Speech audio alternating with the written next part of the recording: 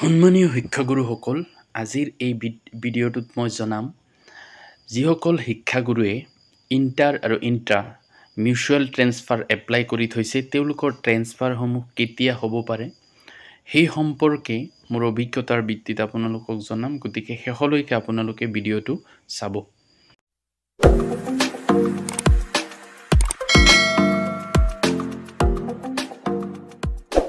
যিসকল শিক্ষাগুৰুৱে 2024 বৰ্ষত মিউচুৱেল ট্ৰেন্সফাৰৰ কাৰণে এপ্লাই কৰি থৈছে, ইণ্টাৰেই হওক বা ইণ্ট্ৰাই হওক, তো দেখা গৈছে যে আজি ৰাতিপুৱাৰ পৰা কিছুমান শিক্ষাগুৰুৰ ট্ৰেন্সফাৰৰ যিটো ষ্টেটাছ টাইমলাইন সেইটো শ্ব' কৰিছে আৰু বহুতৰ হয়তো ষ্টেটাছটো আগবাঢ়িছে।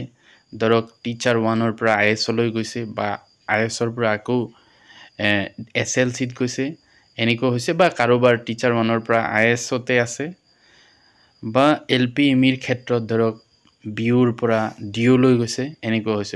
অলপ চলপ লৰচৰ কৰিছে বা টাইমলাইন শ্ব' কৰিছে, এনেকুৱা হৈছে। তো বহুতে হয়তো ভাবিব যে মোৰ ট্ৰেন্সফাৰটো কেতিয়ালৈকে হ'ব। তো যিহেতু ট্ৰেন্সফাৰটো 2021 চনৰ পৰা এটা নতুন HRMS-ত হৈ আছে, তো সেইটোত হোৱাৰ যিটো অভিজ্ঞতা সেই ফালৰ পৰা মই কৈছোঁ যে 2021 চনৰ পৰা যে হৈ আছে, প্ৰত্যেক বছৰত জুন মাহত বা জুলাই মাহত মিউচুৱেলৰ ট্ৰেন্সফাৰসমূহ ওলায়। মই ইয়াত ছিংগল ট্ৰেন্সফাৰৰ কথা কোৱা নাই। তো কাৰোবাৰ হয়তো জুন মাহত ওলায়, কাৰোবাৰ জুলাই মাহত ওলায়, বা 2023 বৰ্ষত দুবাৰ ওলাইছে, তিনিবাৰ। এবাৰ ধৰক জুন মাহত ওলাইছিলে, অক্টোবৰ মাহত ওলাইছে, আকৌ ডিচেম্বৰ মাহত ওলাইছে। এইটো ষ্টেটাছৰ লগত কথা। যিসকলৰ DLC বা SLC-ত গৈ পাইছে তেওঁলোকৰ অৰ্ডাৰটো উলিয়াই দিছে, আৰু যোনে তেওঁলোকে টাইমলাইন বান্ধি দিয়ে যে ইমান তাৰিখৰ আগত যিসকলে এপ্লাই কৰিছে তেওঁলোকৰ ট্ৰেন্সফাৰ অৰ্ডাৰসমূহ ওলাই দিয়া হ'ব, আৰু তেওঁলোকক সকলোকে উলিয়াই দিছে।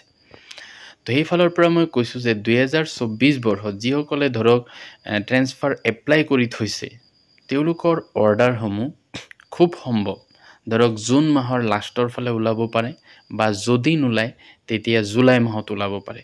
কাৰণ মই এইটো আগৰ অভিজ্ঞতাৰ পৰা কৈছোঁ, যিহেতু প্ৰত্যেক বছৰে ওলায়। আৰু তেওঁলোকে এটা কথা কৈছিলে যে শিক্ষা সেতুৰ পৰা দিব বুলি, কিন্তু এতিয়া দেখা গৈছে যে HRMS-তে যিহেতু ষ্টেটাছটো প্ৰগ্ৰেছ হৈ আছে, তো খুব সম্ভৱ HRMS এই পৰ্টেলটোতে আপোনালোকৰ ট্ৰেন্সফাৰ অৰ্ডাৰসমূহ ওলাব। গতিকে আপোনালোকে ইমান চিন্তা নকৰিব, হয়তো সোনকালেই অৰ্থাৎ জুন মাহৰ শেষৰ ফালে বা জুলাই মাহত আপোনালোকৰ অৰ্ডাৰসমূহ ওলাই যাব। যদি বাই চান্স আপোনালোকৰ ষ্টেটাছবোৰ আগবাঢ়ি নাযায়, ধৰক DMC বা BMC-ত ক'ৰবাত যদি ৰৈ থাকে বহুত দিনলৈকে, বেলেগৰ চব আগবাঢ়ি গৈছে, আপুনি চাই ল'ব লাষ্ট টাইমলৈকে, তেতিয়া এটা খবৰ কৰিব যিসকল ধৰক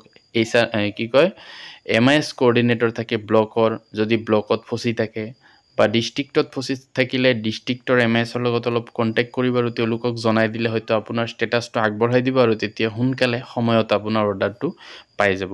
গতিকে এইটো আছিলে এটা গুৰুত্বপূৰ্ণ ইনফৰমেশ্যন। যদি ভিডিঅ'টো ভাল লাগে মোৰ চেনেলটো ছাবস্ক্ৰাইব কৰি থ'ব, আৰু এনেকুৱা ইনফৰমেশ্যন ভিডিঅ' আগলৈ পাই থাকিব।